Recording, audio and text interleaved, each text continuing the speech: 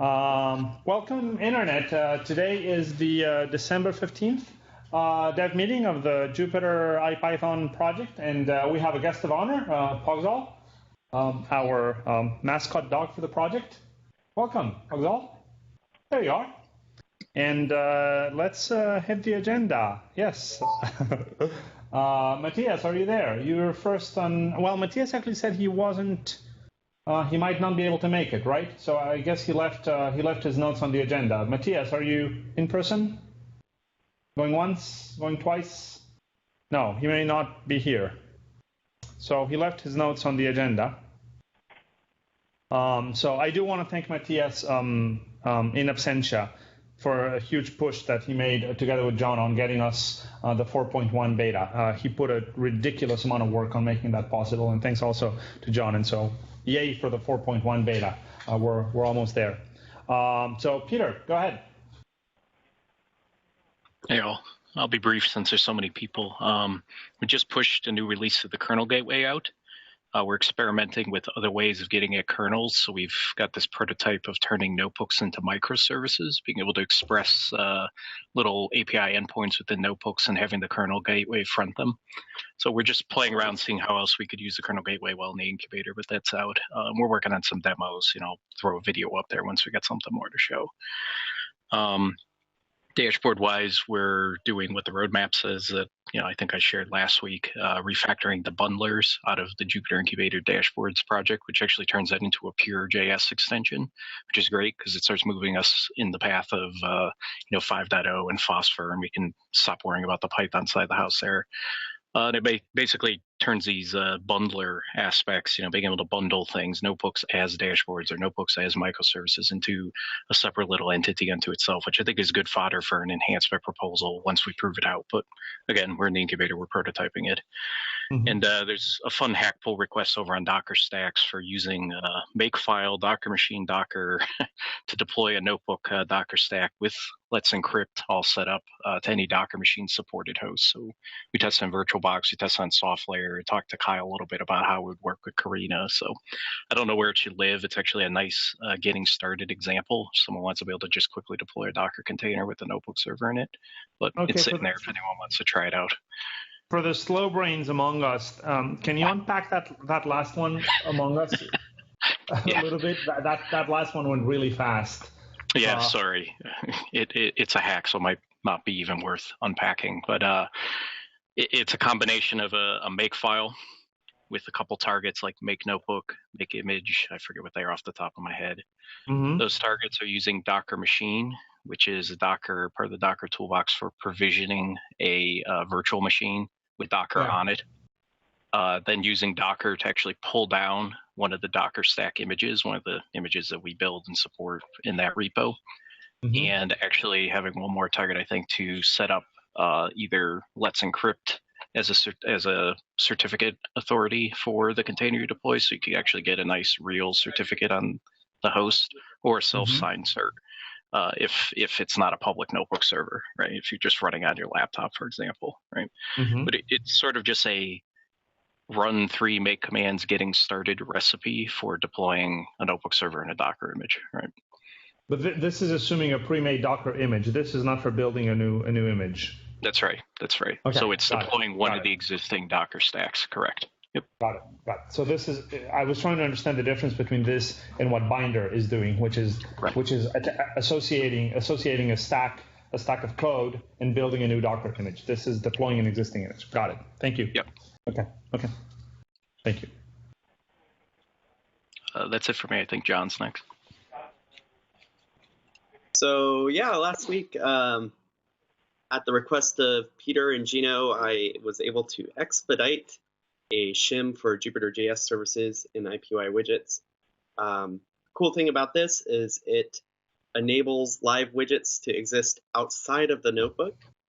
So you can take your widget contraptions and actually hook them up to a kernel using Jupyter.js services and use them as standalone things.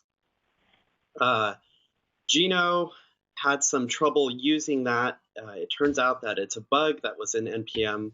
So if you plan on trying to use these examples, a bug in NPM itself? Hold on, a bug. Yeah, an actual bug in NPM NPM itself. Okay.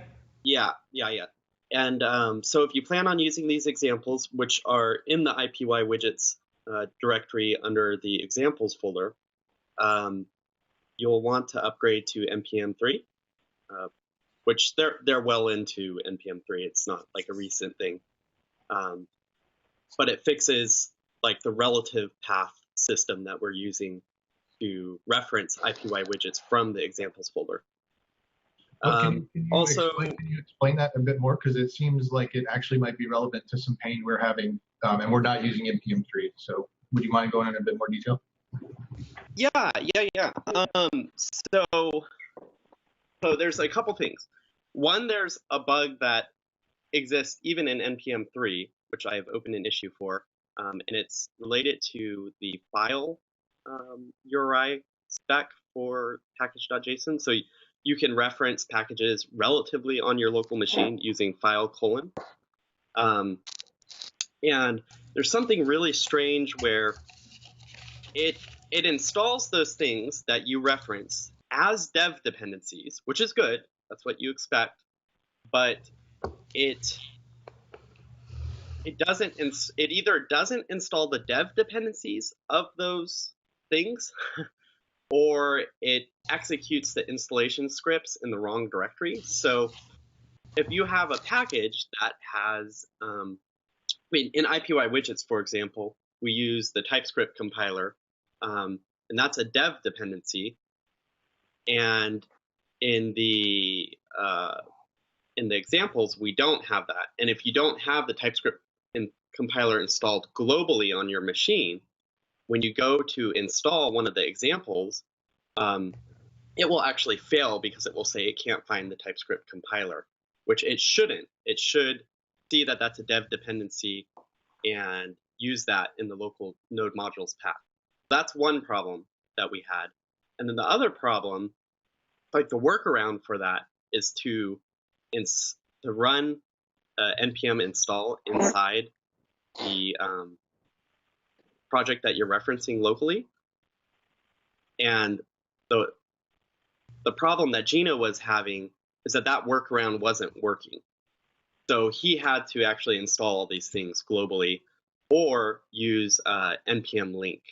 And then we weren't able to use the file : reference. So I think that summarizes it. We can go into more detail offline if, like, maybe I can help. So you guys are having that problem right now, Chris? Well, we were running into trying to come up with a facile way to basically get our examples that are within the package being able to depend on the package itself. And we ended up using the file : trick, but we bootstrap it from the root project directory with an npm script, and then we basically have a parallel installation procedure. So when building the example, we have a separate package.json in the example, and we cd into that directory and just install and build everything in there simultaneously. So that's how we ended up doing it. Okay, cool. Okay, well that's very good to know. Thanks. Yeah. I'll check that out. Is that in the Phosphor parent level repository, I'll send you a link or to one of the specific places where we're doing it? I'll send you a link offline. Thanks.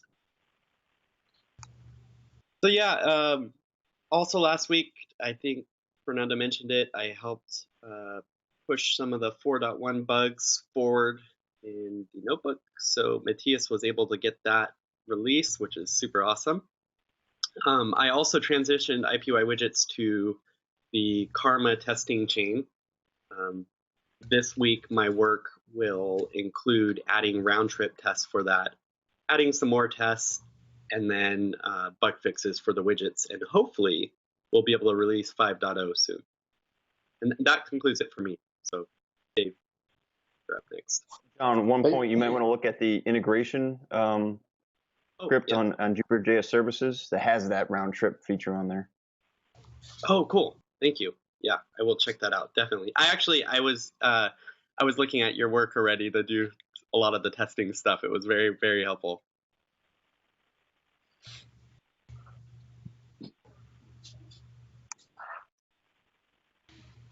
Okay, so last week I updated a bunch of repos for the latest Phosphor updates even. So we were working on JS Terminal, JS Editor, and the plugin related repos for that. We also started looking at the fuzzy matching. We opened an issue on Phosphide to discuss the fuzzy matching library to use and how we're going to approach it. So this week implemented the first version of the fuzzy matching. We decided to go with the primary and secondary matches, just so that we can do things like, say someone types edit, you might want a new editor command and say items from the edit menu to come up, even if they don't actually contain the text edit. So it's currently matching on caption and ID. And yeah, we're currently moving the command registry and the fuzzy matching code into the Phosphide source directory again. So that's pretty much it for me.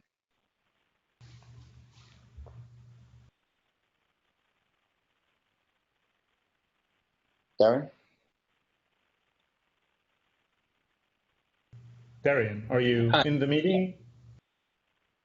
Yes, I believe. Am I? Yes, we can hear you. Okay. So last week I finished wrapping up the Phosphor dashboard demo with the new drag and drop capabilities, and I put that in its own repo so people can use that as a starting point. At least inside Continuum, there's been some interest, and hopefully outside there will be as well.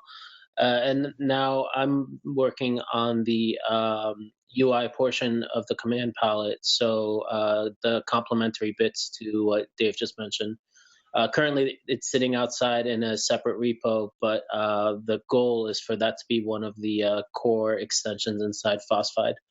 It's just so that we can keep working on it right now while things are still in flux. It's sitting in its own repo. Yeah, that's pretty much it for me. I don't know if you saw on the Hackpatter request for a link for that. Sure. Okay.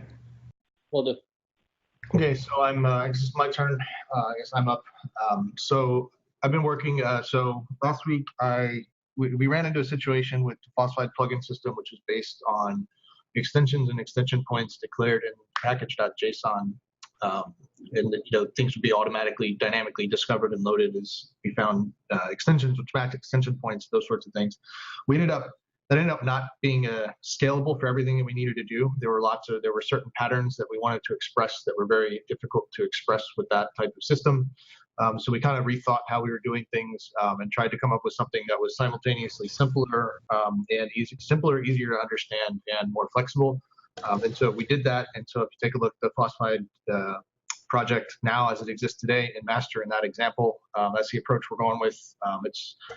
We had some offline conversations with Brian and some of the other guys, and everybody was in agreement. It's a simpler way to go. So if you have questions about that, feel free to ping me. Obviously, we'll have documentation, lots of documentation about how to actually write these plugins coming up in the future. But for now, it's pretty simple. Code's pretty understandable on its own. I guess more importantly, we had some recent feedback from some of the people working on building the actual new notebook using Phosphor widgets, and they wanted some more flexibility out of our parent-child hierarchy than what we originally provided.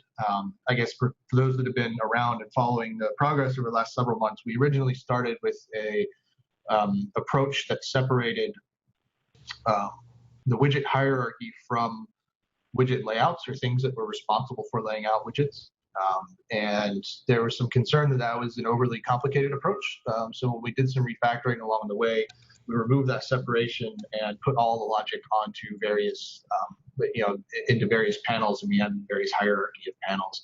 Well, it turns out that was the wrong decision to make, and we actually need the flexibility of that separation. So we're kind of, we're not unwinding everything, but we're kind of making that separation again. I'm working on that now. That's almost done. So we're going to make it as API compatible as possible for people that are just using the standard public APIs of the existing panels. The new API will be extremely similar. You might have to change 2 or 3 lines of code if you're using them and it breaks and you want me to fix it for you. I'm happy to do that. It's not a very large change. But that's basically, keep in mind that's coming down the pipeline very, very soon. It's almost done. And we'll have that done before the 1.0 final lands. But that's basically wrapping up all my time right now. So that's it for me.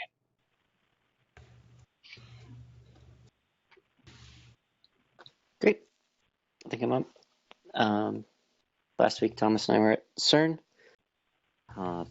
which was a fun week. A lot of useful, productive conversations and hacking on stuff.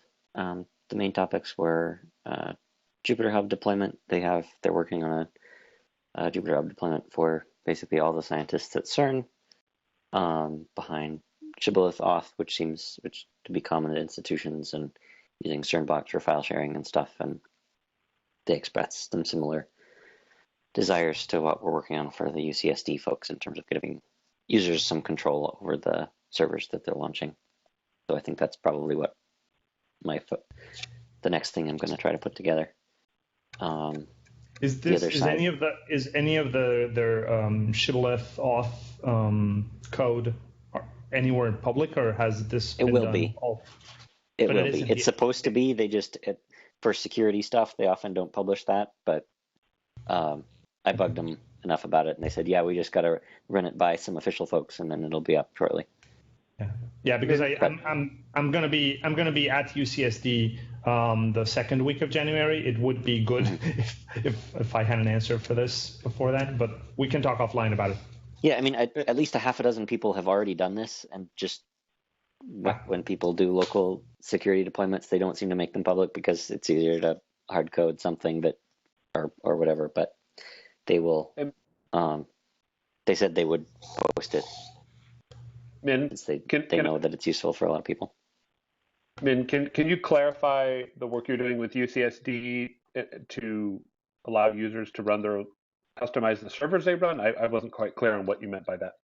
Oh, this is what we've been talking about for a long time, about letting the users express, basically having a page in between logging in and starting the server saying, like, oh, I've got, in the case of at UCSD, they've got various clusters and things as simple as, like, I want to run, a job in this queue with allocate this many nodes on this hardware, basically letting the user make those decisions. And this would be not at the kernel level, but at the entire notebook server level. Yeah. And do you think we could use that abstraction to express the running of services other than the notebook, such as NBGrade or FormGrade? Like to let a user manage their own FormGrade instance rather than us. I mean, right now deploying that's really painful. The way I'm thinking of this wouldn't really help that at all. It's basically all I'm talking about is letting the spawner have some options that they can expose to the user. That's it. Okay. So but it requires that the spawner already knows, like, I'm not adding any intelligence to Jupyter Hub. I'm just letting the spawner expose options to the user. That's all. Okay. Gotcha. So we could, with the services stuff that Scott has talked about, Scott said he might put together a PR for the services stuff. If he doesn't, he's often very busy. So if he doesn't get around to that by the time I put together this form, I can switch over to putting together the services thing, and that could have the same kind of facility. So we could define like an NBGrade service behind Jupyter Hub, which would be ultimate. But that project would potentially make the NBGrade stuff easier. But this exposing spawner options wouldn't be relevant. Okay, thanks for the clarification.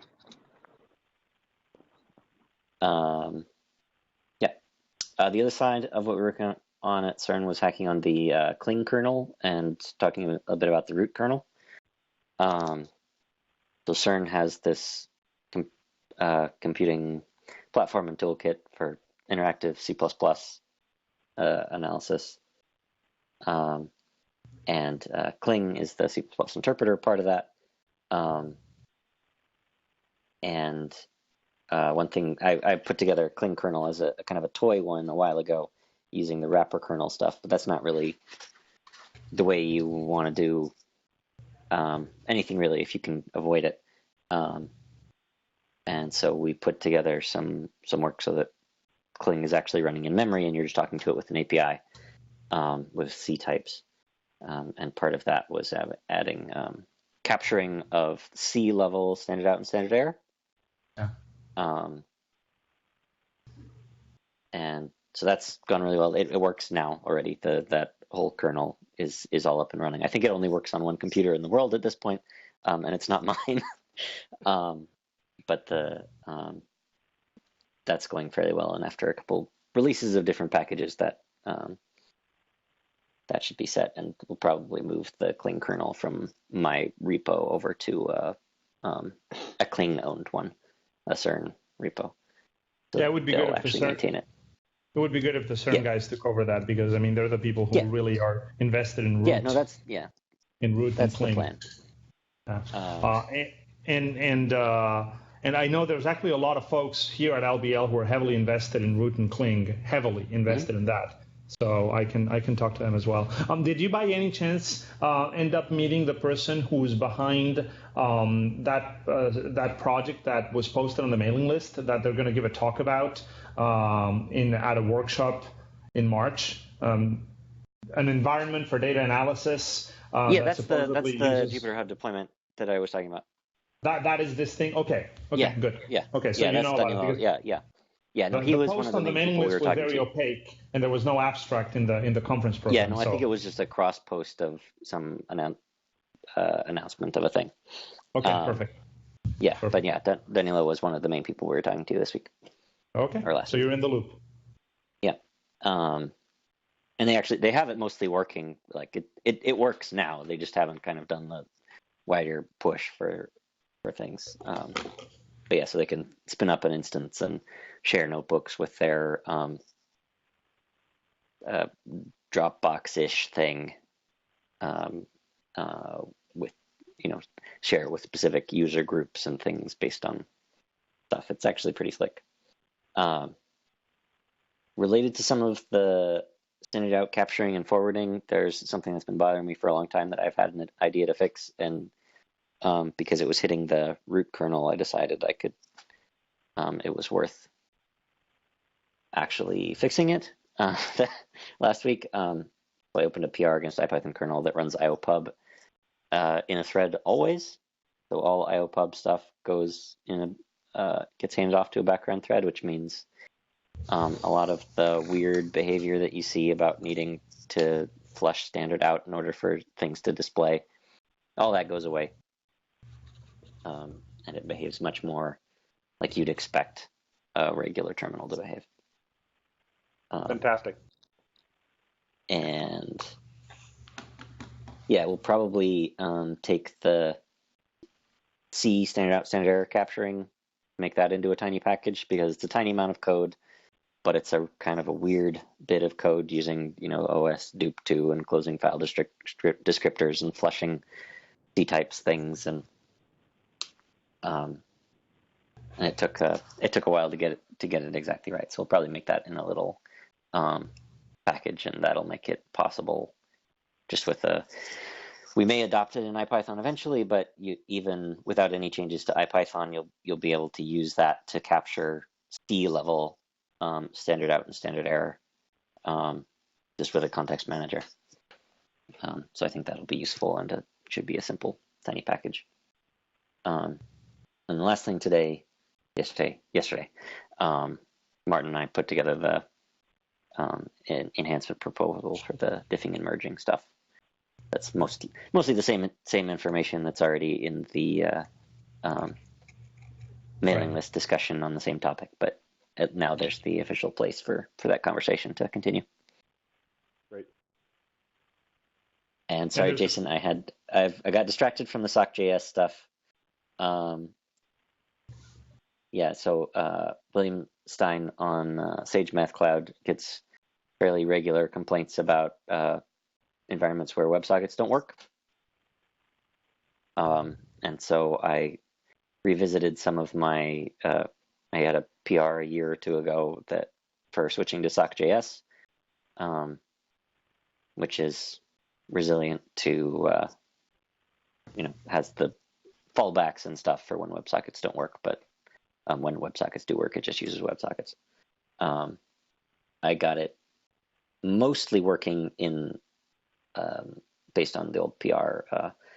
I got it working for me in a couple of hours, but I needed to do some cleanup in order to get the authentication and connection setup working. But it seems like the world is not catching up and getting WebSockets supported everywhere. That we, as the deployment situation grows, we just need to use one of these polyfills, whether it's SockJS or Engine.io, whatever the other one is called now. But SockJS seems like the simpler one. So I'll probably try to finish that up at some point as well. Yep. That's me. I think I'm next. Yes.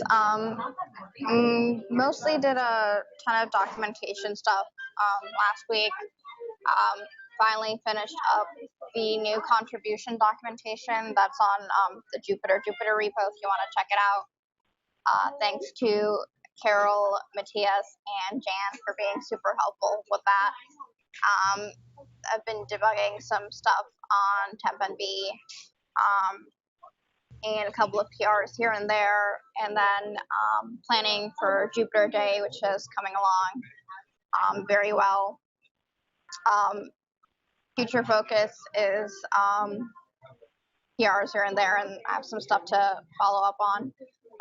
And then I'll be starting to work on some Phosphor plugins and meeting with Brian on Wednesday to discuss that further. And that's pretty much it for me. I think Nick is on the hot seat next.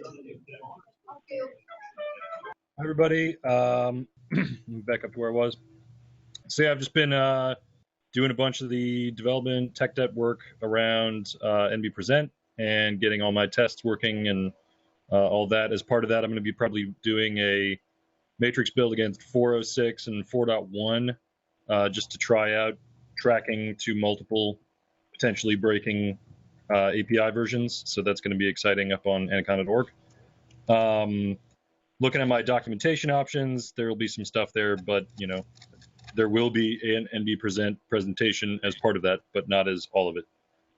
Same with the generated stuff. That's not all of it. So I've got some more stories. In the other day job that I will be continuing until the end of this year, I'm getting to work again on streaming data from instruments into the notebook and doing interesting stuff with them. And so we're doing some, I said Conda, we are doing Conda, but I meant in Bokeh. So there's some things where widgets are good, and there's some things where Bokeh is good for different kinds of streaming stuff. So just learning about how that works. Again, it seems like I revisit every couple months and it's different. Other than that, just some binder stuff, and that's about it. Thanks. And it seems you have a new job January. Congratulations. Right, yes. And so on the 4th, I will be starting full-time with Continuum. Yeah. Thank you. Congrats. So last Friday, I spent the whole day with Chris Granger of Light Table fame. I'm sure a lot of you have heard of him. Some of you may want to watch that talk if you have an hour to kill. He gave a lecture here at BIDS, and we spent the whole day with him.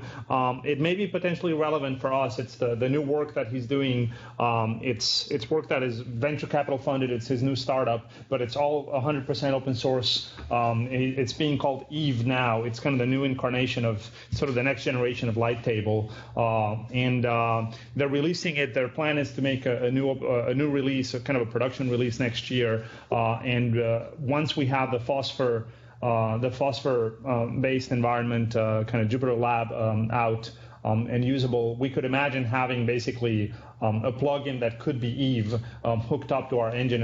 It could be something potentially interesting. And so we'll be in touch with him there.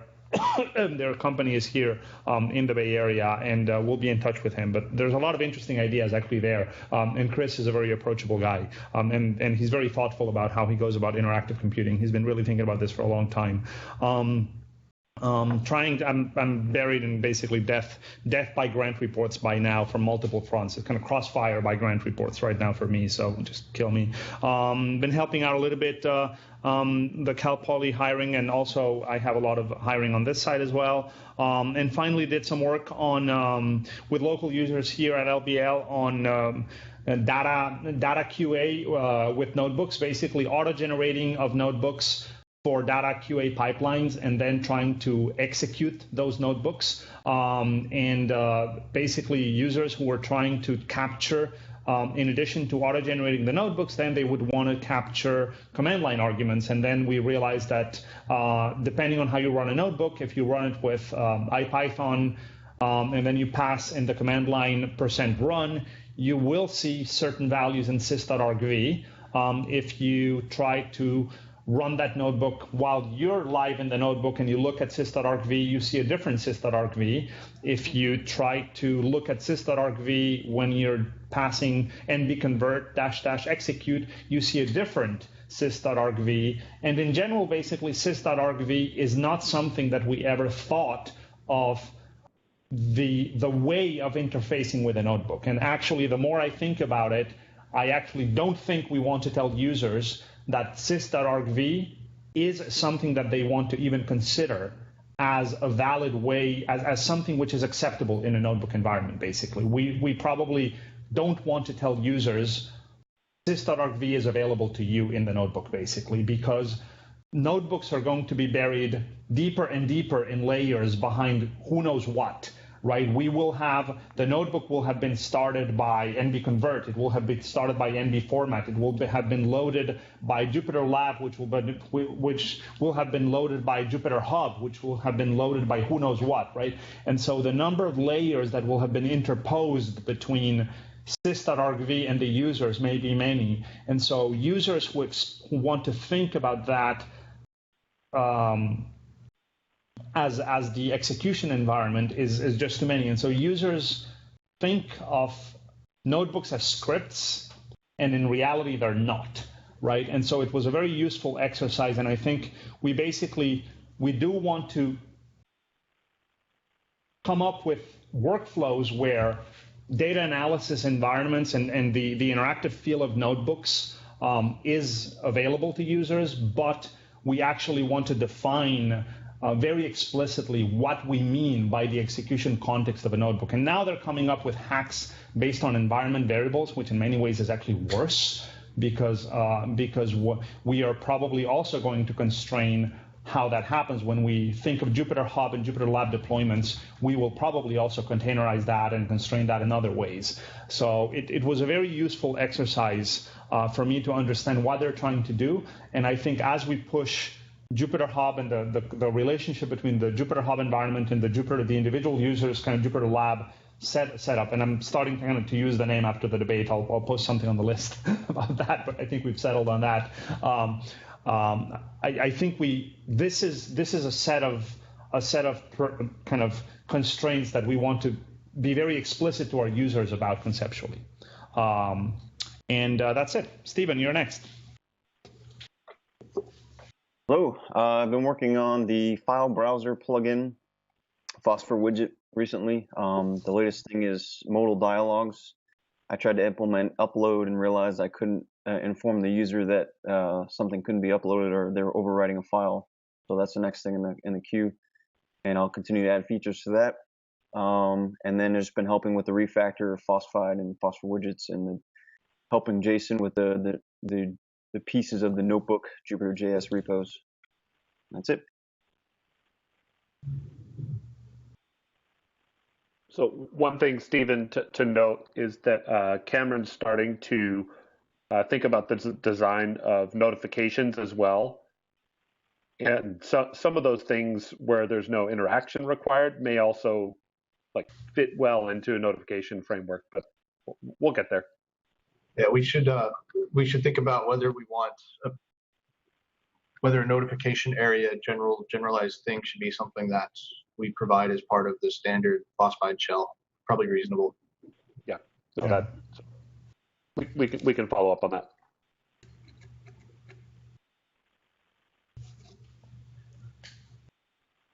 Cool. Anything else from you, Stephen?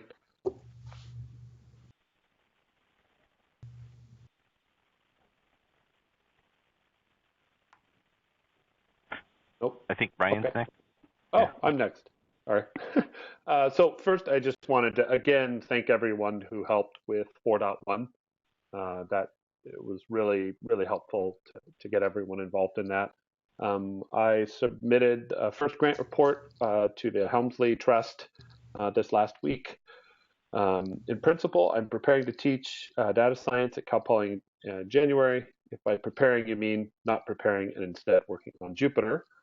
I've been working on Jupyter Hub deployment things and have created a standard Jupyter Hub deployment in terms of trying to come up with a standardized way to deploy Jupyter Hub in the case where you have a single server and you're not using Docker. And there's some ongoing discussions about where we would put those types of standardized deployments and what they would look like. More hiring, and we're pleased to announce that Carol Willing will be joining the project full-time at Cal Poly this week, and she put a little comment there that she's really excited about joining us. And I'm also finishing the final paperwork to hire an operations specialist at Cal Poly.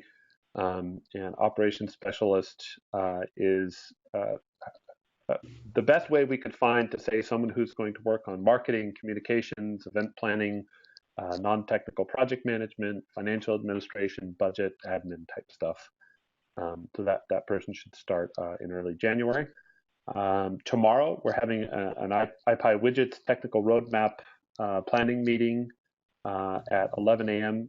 Pacific time on appear.in/Jupyter. And so we've been trying to get folks together for that. Then I'm trying to generate some momentum and consensus to help continue address the pain of managing NB extensions running in the 4.x notebook.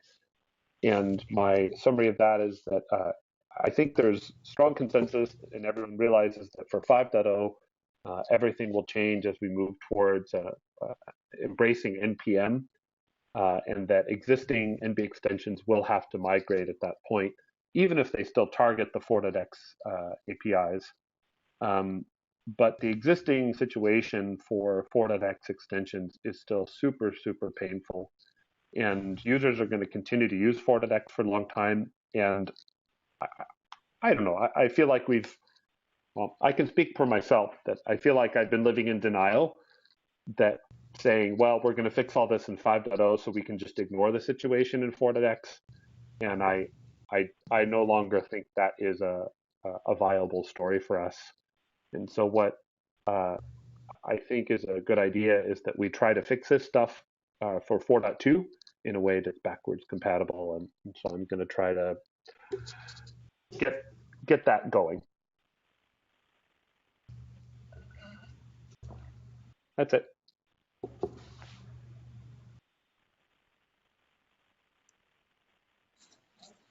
All right, I think I'm next. Gino.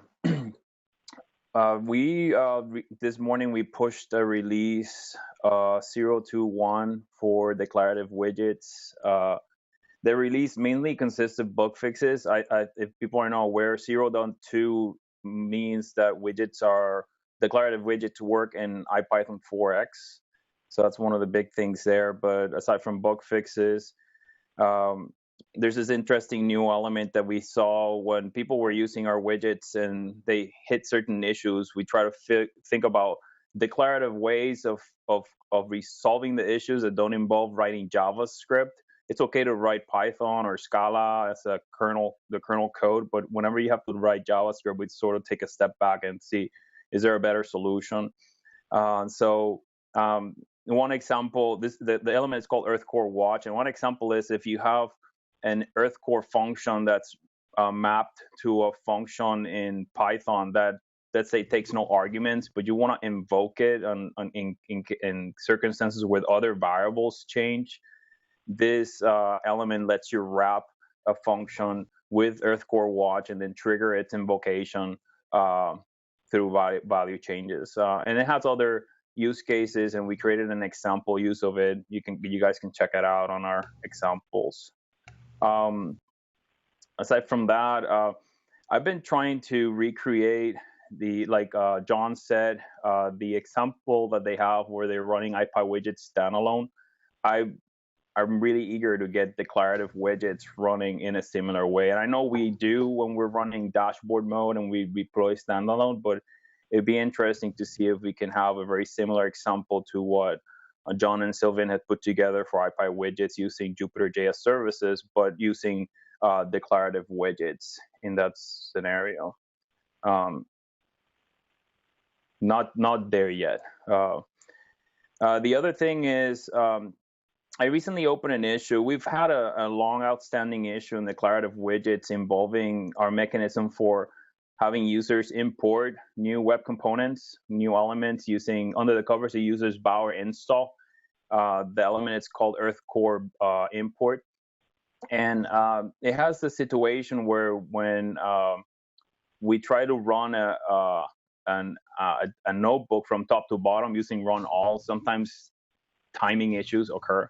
And so we've tried to fix that defect in many different ways, but ultimately we find this problem in how run all and basically cell execution happens in the notebook. It's the issue is mostly for conversation purposes. I don't have a solution for it right now, but it feels to me that let me just put a basic example. If you have a cell in your notebook that is using a widget that needs to do some bootstrapping through the COM channel before it can be considered completely initialized, and you have other cells after that, when you actually do a run all in the notebook, every cell in the notebook is actually going to be queued in front of any other communication that first cell, let's call it the first cell, had to do to completely initialize.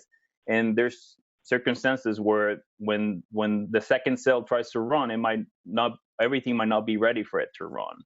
It's a hard problem to explain. You guys can read it there, but ultimately, I just want to have a discussion in the issue to see whether there's anything else that we can do there. That's pretty much it. This is 839 you're talking about, right? Issue 839. Yeah, okay. 839, yeah. Okay.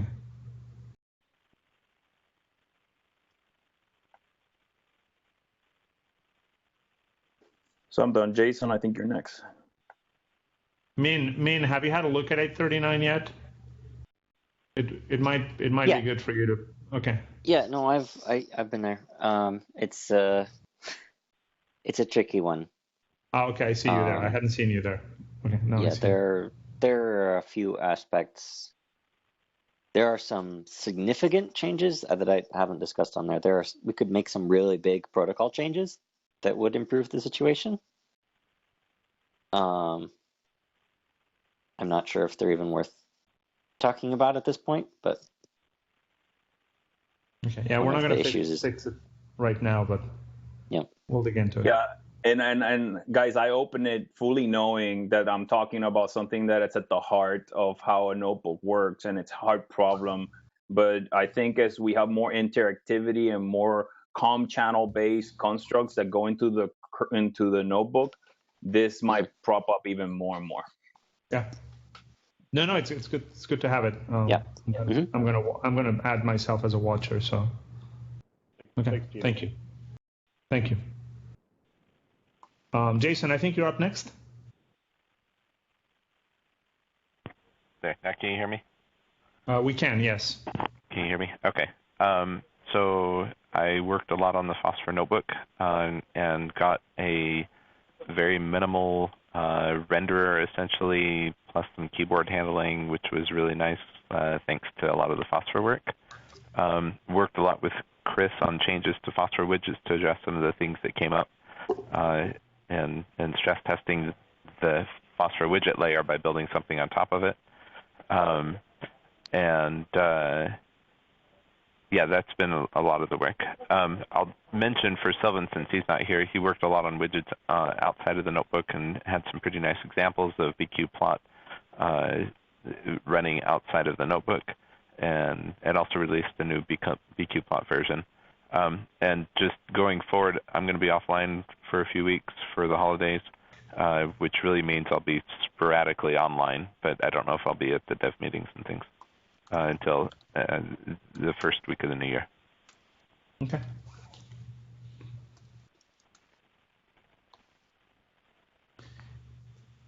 And Damian, I think you get the last word if you're at the meeting. Are you online? Cool. Yeah, do you hear me? Yes, we can. Okay. Well, essentially, we have been discussing with Brian and others about the status of the MV extension and sub-extension installation and registration mechanisms.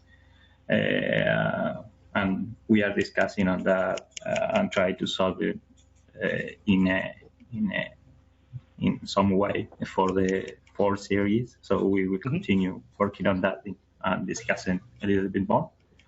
I also wrote the content spec manager that will probably be public soon, but it's essentially in the same direction that others have doing. It's just a custom content spec manager that creates the content spec on the fly to point to content environments executables, and then try to catch up on MV convert issues. I'm still trying to catch up. There are a lot of things. Well, that's the whole thing.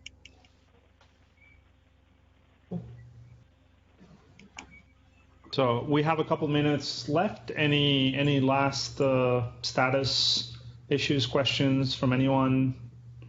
High order bits on the status of 4.1. It's mainly documentation, and we've gotten some feedback of a few more holes in the multi-select, but I think we're catching them and fixing them. But it's mostly documentation, and more gaps in the multi-select are all that we have to work on. Okay, cool. So maybe we can put an RC next week, maybe, you think? Yeah. Mm-hmm. Okay. So I imagine we probably will have a smallish dev meeting. I'm around for next Tuesday, which is the 22nd. I'm still going to be here, so I'm willing to have a dev meeting with whoever's around, and whoever's not around, who's already on travel for holidays, that's fine. But we can do a quick catch up with whoever's available just to see where. Yeah, I should be too. Mm-hmm. Okay. Anything else, anyone? Nope. Okay. Thanks, everyone. And I wanted to give Safia a special thanks for all your work on documentation. We have so much debt on that front that all your efforts and all your work on that is particularly appreciated. So thank you. Thank you. No problem. All right. I'm stopping the recording now, and I'll post up the video as soon as it's ready. Thanks, everyone. Bye, everyone.